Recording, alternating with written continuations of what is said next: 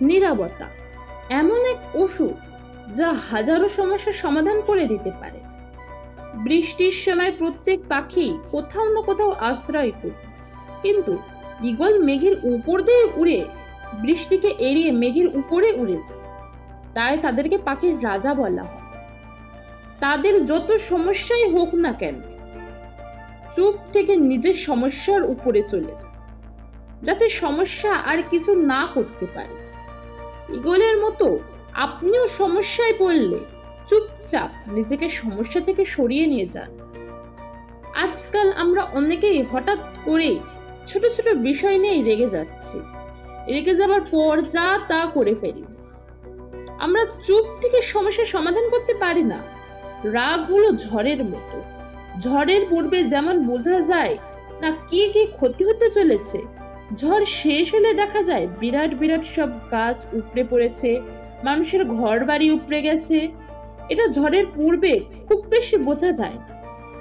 রাগের পূর্বেও বোঝা যায় না কি ক্ষতি হতে চলেছে।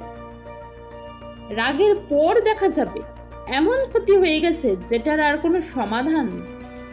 রাগের কারণে অনেক সময় খুন খারাপিও হয়ে যায়, মানুষের সুসম্পর্ক মুহূর্তেই নষ্ট হয়ে যায়। তাই আমরা সব পরিস্থিতিতে চুপ থেকে নিজেকে কন্ট্রোল করতে হবে। এর জন্য আমাদেরকে সবসময় চুপ থাকতে হবে।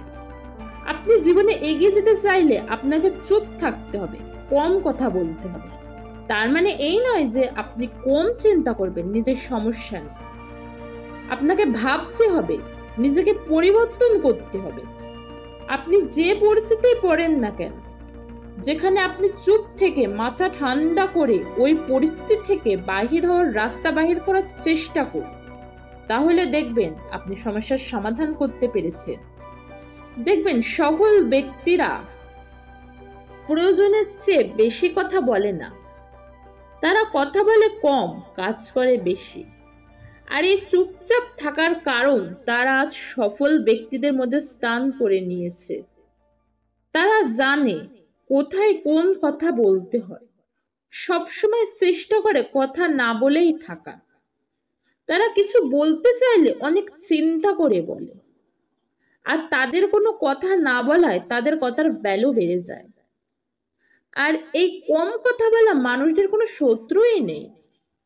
আর যারা বেশি কথা বলে তারা জানে না যে কোথায় কোন কথাটায় মানুষ কষ্ট পায়, সেই জন্য তাদের অনেক শত্রু হয়ে যায়।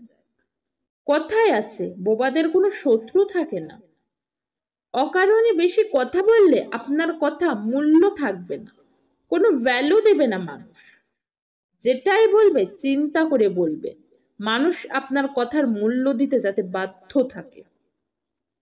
নতুন নতুন মোটিভেশনাল ভিডিও পেতে লাইক, কমেন্ট এন্ড সাবস্ক্রাইব করে পাশে থাকুন।